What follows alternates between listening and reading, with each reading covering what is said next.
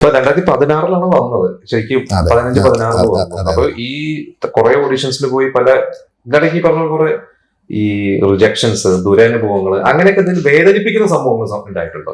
റിജക്ഷൻസിന് നമുക്ക് ഒരിക്കലും ഒരു വേദന, അത് ചിലപ്പോൾ അവർക്ക് ആപ്റ്റ് അല്ലാത്തതുകൊണ്ട് നമ്മളെ കട്ട് ചെയ്യുന്നു. പക്ഷെ നമുക്കൊരു വേദനിപ്പിക്കുന്ന എന്തെങ്കിലും സംഭവങ്ങളൊക്കെ പല ആർട്ടിസ്റ്റ് വേറെ സിനിമ മേഖലയിൽ നിന്ന് ഫീൽ ചെയ്തിട്ടുണ്ടോ? അങ്ങനെ മടുത്തിട്ട് ഞാൻ ഇനി പോവാണ്, ഇതെനിക്ക് ഇനി വയ്യ.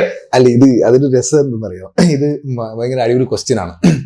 കാരണം ഈ മറ്റേ സിനിമയിൽ പറയുന്ന പോലെ പേടിക്കാനും വേണ്ടേ അപ്പുകുട്ട ഒരു ബുദ്ധി എന്ന് പറയുന്ന പോലെ ഇതൊക്കെ കേട്ടിട്ട് നെഗറ്റീവ് ആണെന്ന് ചിന്തിക്കാനുള്ളത് ബുദ്ധി വേണ്ടേ? എനിക്ക് ആക്ച്വലി ആ ബുദ്ധിയില്ല, സീരിയസ്ലി ഇല്ല. ഇപ്പൊ നമ്മളൊരു ഓഡിഷന് പോകുമ്പോൾ നമ്മൾ അവിടെ സെലക്ട് ആയില്ല, അല്ലെങ്കിൽ വേറൊരാൾ പോകുമ്പോഴത്തേക്ക് നമ്മളെ ലിറ്ററലി ഇത് കട്ട് ചെയ്ത് മാറ്റിയാണ്. ഇതൊക്കെ ചെയ്യുമ്പോഴും അയ്യോ ഇതൊക്കെ ഞാൻ നെഗറ്റീവായിട്ട് ചിന്തിക്കണ്ടേ എന്നൊരു തോന്നുന്ന ഒരു തോട്ടില്ലേ, അതെനിക്ക് വന്നിട്ടില്ല.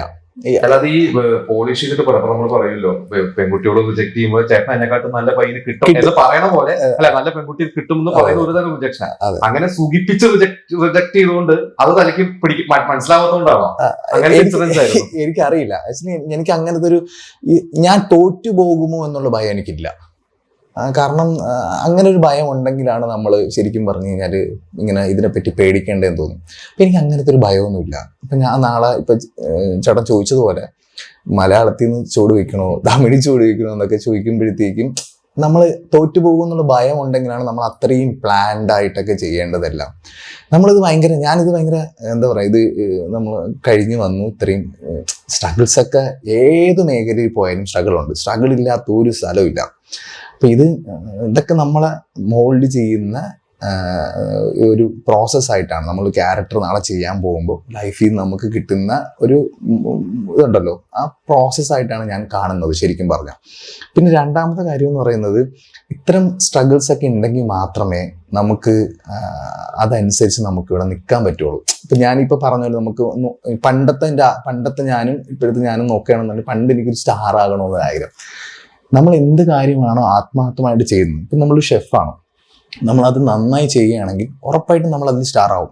അതിപ്പോൾ സിനിമ എന്നുള്ളതല്ല, നമ്മൾ ചെയ്യുന്ന ജോലി കണ്ടിന്യൂസ് ആയിട്ട് അതിന് ഭയങ്കരമായിട്ട് ആസ്വദിച്ച് നമ്മൾ ചെയ്യുകയാണെങ്കിൽ നമ്മളതിൽ സ്റ്റാർ ആവും. അപ്പോൾ അതുപോലെ എന്ത് മേഖലയിലും നമുക്കത് പറ്റും. അപ്പം ഞാൻ അതുകൊണ്ടാണ് അത് എടുത്തു പറയാനുള്ള കാരണം, നമ്മൾ എന്തെങ്കിലും ആത്മാർത്ഥമായി ചെയ്യുക എന്നുള്ളത് മാത്രമേ ഞാൻ ചിന്തിക്കുന്നുള്ളൂ. അപ്പോൾ അതുകൊണ്ട് അത്രയും ടെൻഷൻസോ കാര്യങ്ങളോ ഒന്നുമില്ല.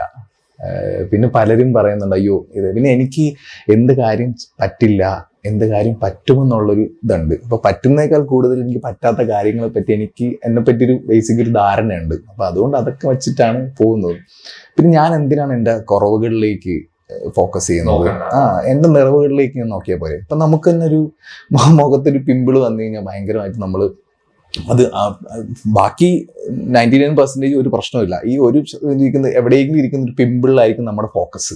അത് നമ്മൾ ഭയങ്കരമായിട്ട് പ്രശ്നം ഉണ്ടാക്കും.